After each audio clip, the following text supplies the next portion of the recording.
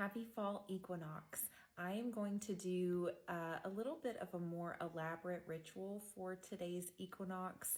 I don't always do elaborate rituals for the turning of the wheel of the year, but I had my first ever QHHT session yesterday. It was very long, it was very intense. I'm very tired today, but it was wonderful. And when I met with my higher self and was asking a lot of questions, I was actually directed to do a ceremony today for the equinox, dedicating myself to basically rebirthing my relationship with tarot and astrology in a whole new light and way that would be aligned to the frequency of the Divine Mother Goddess. And this is something I'm taking very seriously.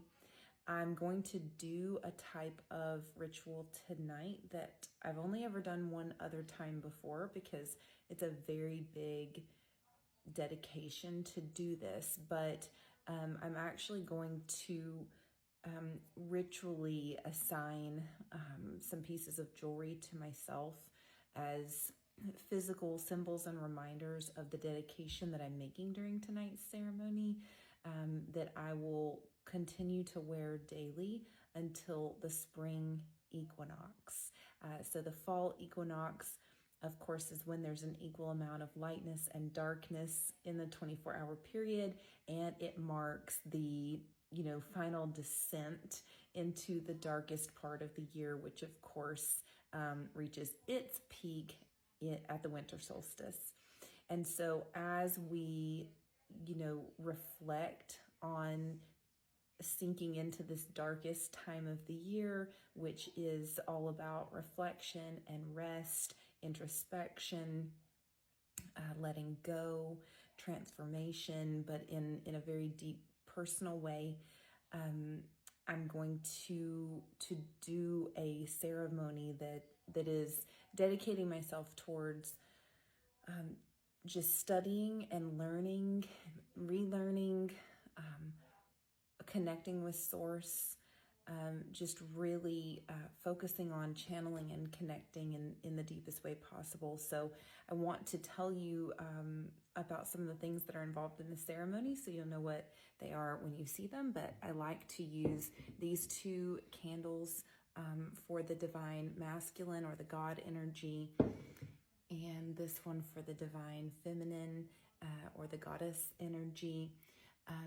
Today, because I'm going to be using fire in the ceremony, which I love to do, I'm actually just going to use a smaller tea light candle to directly represent connecting with source. And at a point during this ritual, the tea light will go into this, which is one of my favorite things to use for ceremonies, because we're going to be burning a little bit on the top and then adding some oils.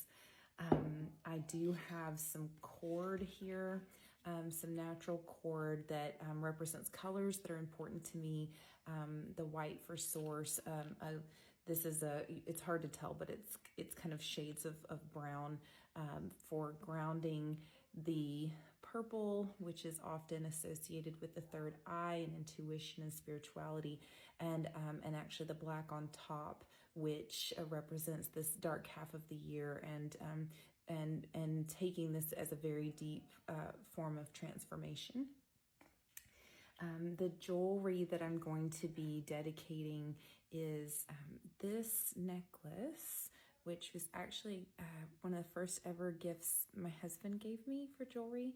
And if you can see, it's got amethyst as the stone, and then the background is a deep navy and white. And so these are again representing the third eye with the amethyst, spirit with the white edges, and the deep blue for the throat chakra. For among other things, the throat chakra, and also my thyroid, which is, I'm not going to get into that, but that's part of it. And then this is a bracelet that is a very deep green with a flower. So this is representing the grounding energy. So my dedication is in, channeling source into the 3 dimension and really grounding that energy. And so that's what this will represent. But because these pieces of jewelry, especially this, may need to be taken off from time to time, that's where I'll be braiding this cord that I've already pre-cut into a bracelet that will go on my wrist and not come off. I'll actually do a ceremony for the spring equinox where I cut it off to release the energy of this ceremony in that ceremony. And then I also have some very specific tarot cards here, you can see, and each of them are going to get their own tea light candle. I also have some books here and some tarot decks and tarot guidebooks that I'm going to be dedicating myself to the study of the materials that are in these books. So I'm going to get myself into a really good meditative state, and then I'm going to record the ceremony sped up, obviously, so that you don't have to, see it in real time, but so that you can see the ceremony. And I'm wishing all of you an absolutely beautiful Maven or Equinox, or however you like to call it, and lots of love. Welcome to the ceremony. We are lighting the God and Goddess candles along with the dedicated tea light candles for the tarot cards, calling in spirit and the 4 corners down into the ceremony space with that central candle. I'm writing out my intentions for the ceremony, but really for the journey that I'm going to be taking over this dark half of the year. Now I'm cleansing and dedicating the jewelry and the books that will be all part of this journey that I'm taking, and also some decks that are going to be a very important part of this journey as well.